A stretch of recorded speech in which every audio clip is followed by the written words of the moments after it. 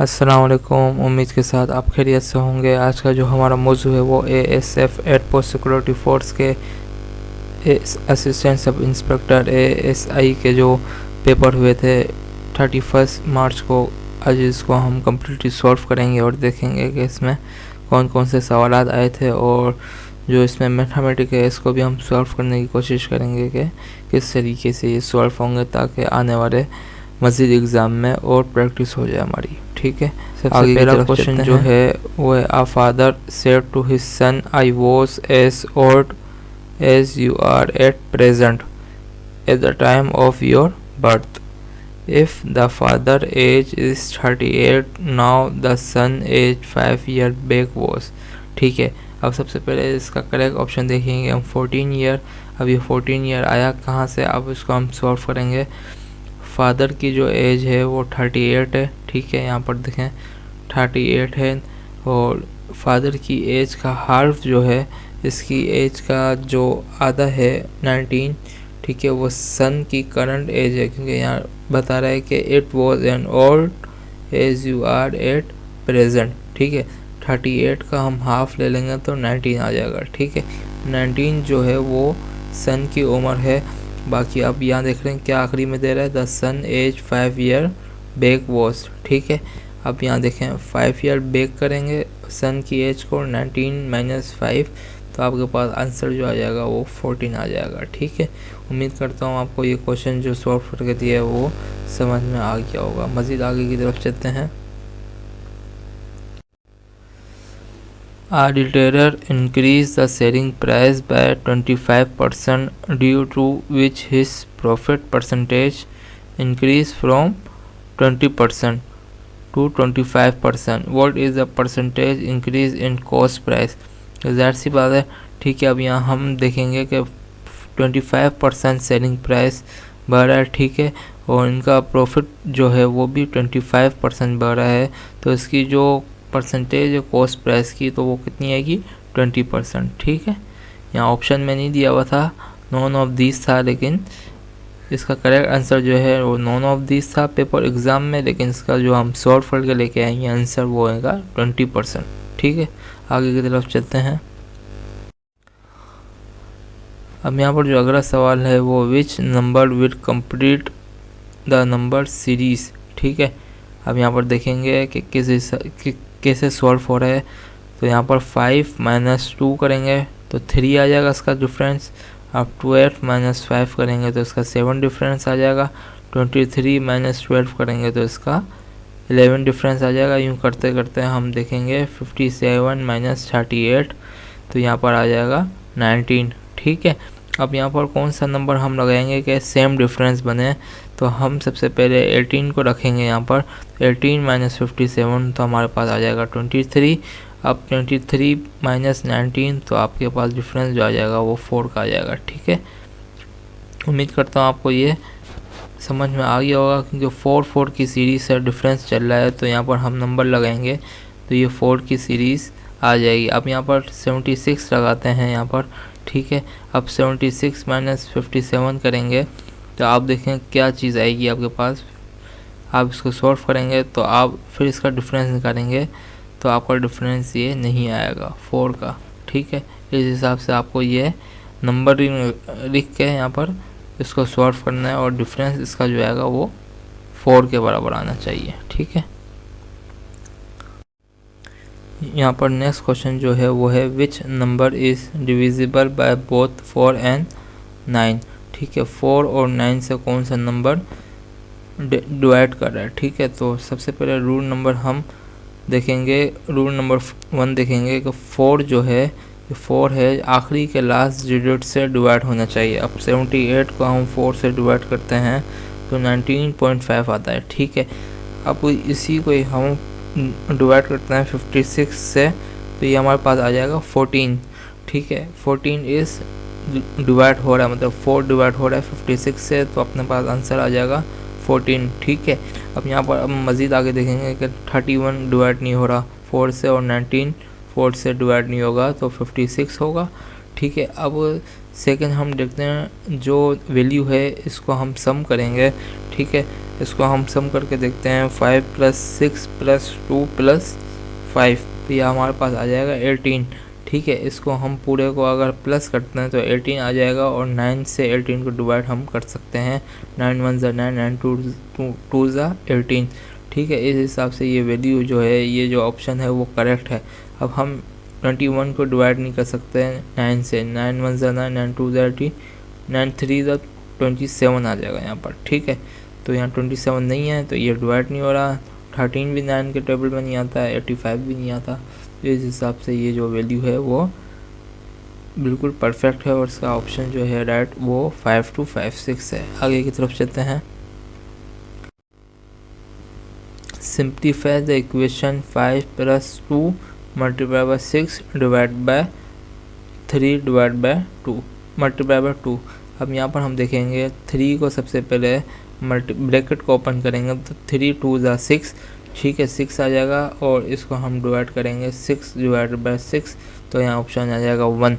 ठीक है, 2 1 ज़ा 2, इसको ऐसे ही लेंगे और 5 + 2 7। इसका जो ऑप्शन होगा वो करेक्ट ऑप्शन जो होगा वो 7 होगा। उम्मीद करता हूँ आपको ये समझ में आया होगा। सबसे पहले हम ब्रैकेट को ओपन करेंगे, मैथमेटिक का रूल है।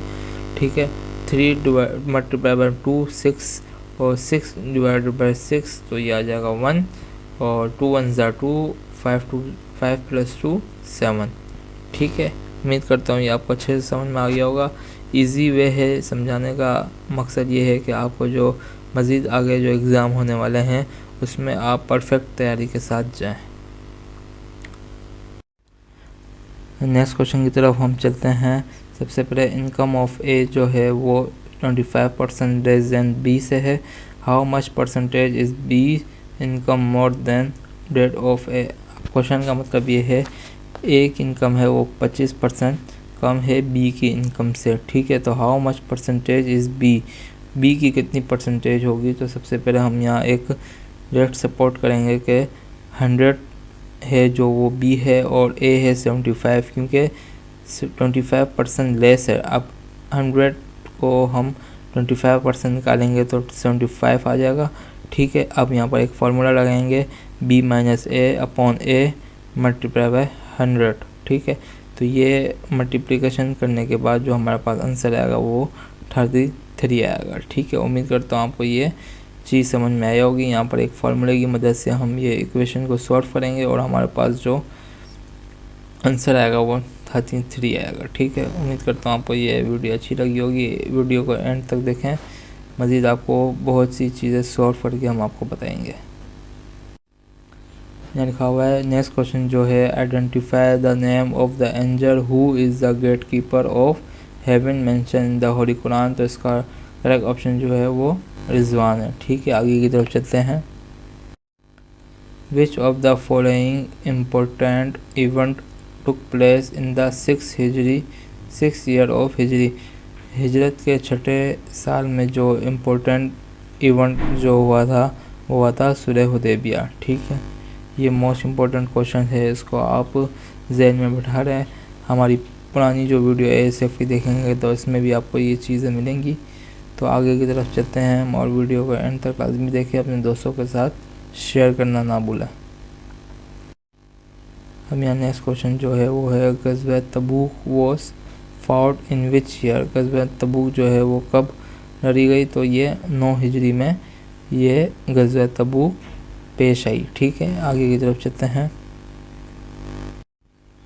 विच country is called the land of prophets. तो ये जो इसका ऑप्शन होगा वो सही, फ़लस्तीन is the land of prophets. ठीक है, आगे की तरफ चलते हैं। What is mean by Allah's attribute अरबारी। अरबारी जो है उसका क्या मतलब है, द मेकर। ठीक है, आगे की तरफ चलते हैं। यहाँ पर नेक्स्ट क्वेश्चन जो है वो loss about inheritance were revealed in 3 हिजरी। ठीक है, यहाँ जो करेक्ट ऑप्शन आएगा वो 3 आएगा। आगे की तरफ चलते हैं। The main component of bones and teeth is calcium phosphate. ठीक है, कैल्शियम फॉस्फेट जो है वो मेन कंपोनेंट है बोन्स एंड टीथ के लिए। आगे की तरफ चलते हैं। हम यहाँ पर जो नेक्स्ट क्वेश्चन है वो है the average heart beat per minute in a normal man is, जो नॉर्मल मैन की जो हार्ट बीट है पर मिनट में वो मोस्ट प्रोबेबिलिटी जो ऑप्शन है वो 72 आता है। ठीक है, यहाँ पर तो करेक्ट ऑप्शन जो है वो 72 है। हम नेक्स्ट क्वेश्चन जो है वो है Swiss canal connects, Swiss canal किसको कनेक्ट करती है? मेडिटेरियन सी एंड रेड सी को आपस में कनेक्ट करती है। ठीक है, आगे की तरफ चलते हैं। हम नेक्स्ट क्वेश्चन जो है वो the deepest part of the earth is Marianne trench. ठीक है, ये जो ऑप्शन है वो सही ऑप्शन है। साउथ पोल भी है, साउथ अफ्रीका भी है, डेड सी भी है, तो करेक्ट ऑप्शन जो है वो मैरियान ट्रेंच है। ठीक है, आगे की तरफ चलते हैं। हम यहाँ पर जो नेक्स्ट क्वेश्चन है what is the circumference of earth, earth का सर्कमफेरेंस कितना है? तो 40075 किलोमीटर है। ठीक है, आगे की तरफ चलते हैं। The cheapest source of electricity generation is hydel. ठीक है, hydel is the cheapest source of electricity generation है। आगे की तरफ चलते हैं। Heat receive by the earth from the sun is known, heat जो है वो हीट रिसीव होती है अर्थ के ज़रिए से। ठीक है, इस प्रोसेस को हम कहते हैं सोलर रेडिएशन। ठीक है, आगे की तरफ चलते हैं।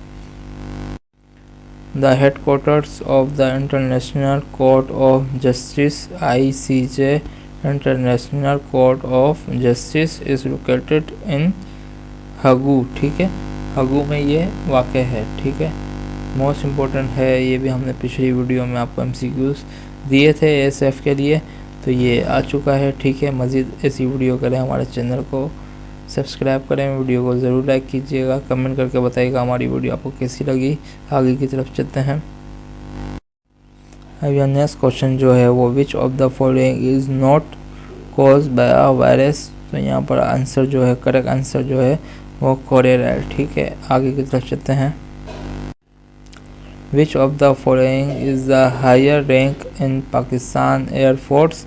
ठीक है, तो एयर कमांडर जो है वो करेक्ट ऑप्शन है। ठीक है, air commander is the correct option. आगे की तरफ चलते हैं।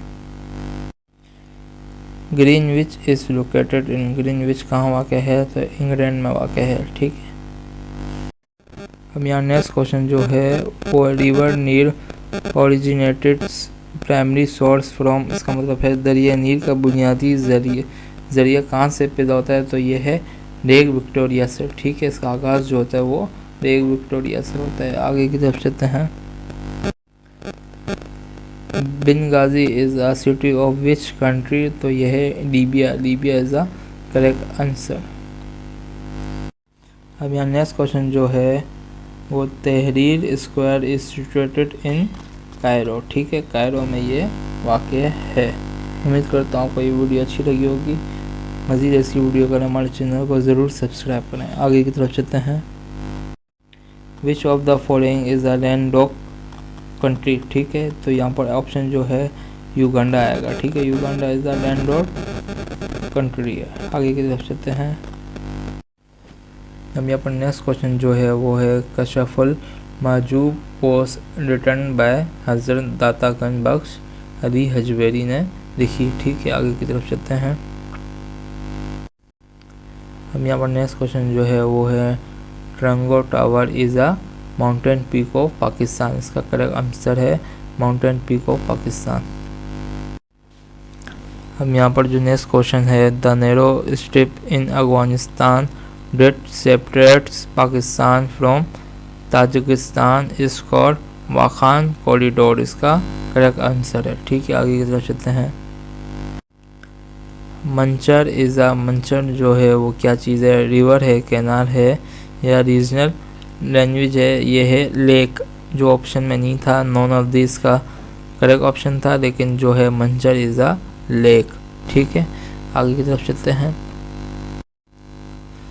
From Karachi the farthest point on the coastal highway is Jiwani. ठीक है, Jiwani is the correct answer.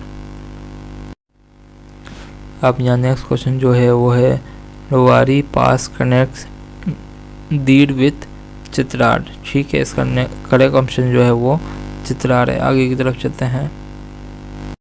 अब यहाँ पर नेक्स्ट क्वेश्चन जो है वो Waris Shah the author of Heer Ranjha is born in Jandiala Sher Khan के टाउन में वाक़ है, वहाँ इनकी कब्र है, ठीक है। आगे की तरफ चलते हैं। Pakistan tested it's first nuclear device on, ठीक है। यहाँ पर जो ऑप्शन में था वो नॉन ऑफ दिस था, लेकिन जो एक्चुअल जो है वो है 28 मई 1998 है इसका करेक्ट ऑप्शन। लेकिन जो आप करेक्ट ऑप्शन लगेंगे वो नॉन ऑफ दिस में लगेंगे, ठीक है।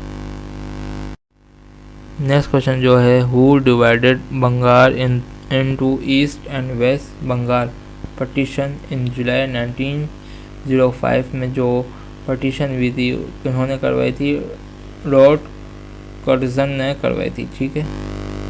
आगे की तरफ चलते हैं। Name the Mughal emperor whose revenue minister was Todar Mal, ठीक है। तो यहाँ पर जो नेक्स्ट करेक्ट ऑप्शन जो आएगा वो अकबर आएगा, ठीक है। Akbar is the correct option. अब नेक्स्ट क्वेश्चन जो है the battle of Plassey was fought in 1757 between, जो बैटल ऑफ प्लेसी लड़ी गई थी तो किन के दरमियान थी, Lord Clive and Nawab Sirajuddaulah के बीच में लड़ी गई थी, ठीक है। आगे की तरफ चलते हैं।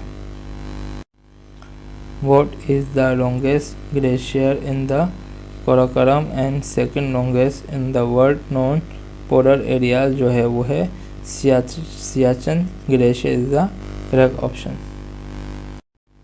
When was Shalimar garden established, Shalimar garden कब बना, तो 1642 में बना, लेकिन जो आपका ऑप्शन जो आएगा वो नॉन ऑफ दिस में आएगा क्योंकि ये ऑप्शन में नहीं दिया गया था, ठीक है। 1642 ऑप्शन में नहीं था तो आप नॉन ऑफ दिस लगाएंगे, ठीक है। यहाँ पर नेक्स्ट क्वेश्चन जो है वो benefited a great deed from taking that online training course, ठीक है। यहाँ करेक्ट आंसर जो आएगा वो फ्रॉम आएगा। The old lady almost encountered but to everyone surprise she survived, ठीक है। करेक्ट ऑप्शन जो है वो दैट है। आगे की तरफ चलते हैं। They spend the evening screening through 40 year of accumulated junk, ठीक है। आगे की तरफ चलते हैं। अब यहाँ नेक्स्ट क्वेश्चन जो है the factory was in a condition and needed restoration work to be initiated. यहाँ पर करेक्ट ऑप्शन जो आएगा वो आएगा डेरिपिडेटेड, ठीक है। यहाँ पर इसका मतलब होता है खस्ता हाल। द फैक्ट्री है जो एक फैक्ट्री है वो खस्ता हाल में है, इसको रिस्टोरेशन की ज़रूरत है। आगे की तरफ चलते हैं। अब यहाँ नेक्स्ट क्वेश्चन जो है वो है आई कैन नॉट डिवर्ज।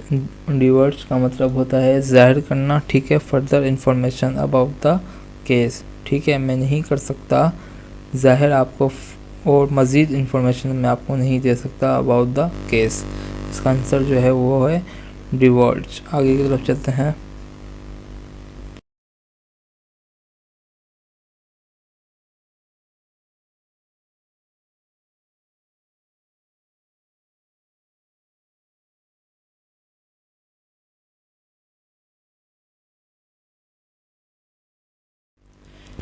अब यहाँ पर नेक्स्ट क्वेश्चन जो है हमारे पास वो इडियम्स का है। एट आर्म्स लेंथ मीन्स, इसका जो मीन्स एट अ डिस्टेंस है, ठीक है। इसका करेक्ट ऑप्शन है एट अ डिस्टेंस। आगे की तरफ चलते हैं। Cut the mustard means, cut the mustard का मतलब है टू कम अप एक्सपेक्टेशंस। यहाँ पर नेक्स्ट क्वेश्चन जो है हमारे पास वो है करेक्ट मीनिंग का। Hair breadth escape means, hair breadth escape का मतलब है अ वेरी स्मॉल डिस्टेंस या अ नैरो एस्केप। इसका करेक्ट आंसर ये था, ठीक है। आगे की तरफ चलते हैं। स्विंग टू फिश, मछली तैरती है। As walk is to man, man जो है वो चलते हैं, ठीक है। उम्मीद करता हूँ आपको ये सवाल जो हमने डिस्कस किए वो समझ में आ गए होंगे। मज़ीद ऐसी वीडियो करें हमारे चैनल को सब्सक्राइब करें और वीडियो को ज़रूर लाइक कीजिएगा। अल्लाह हाफिज़।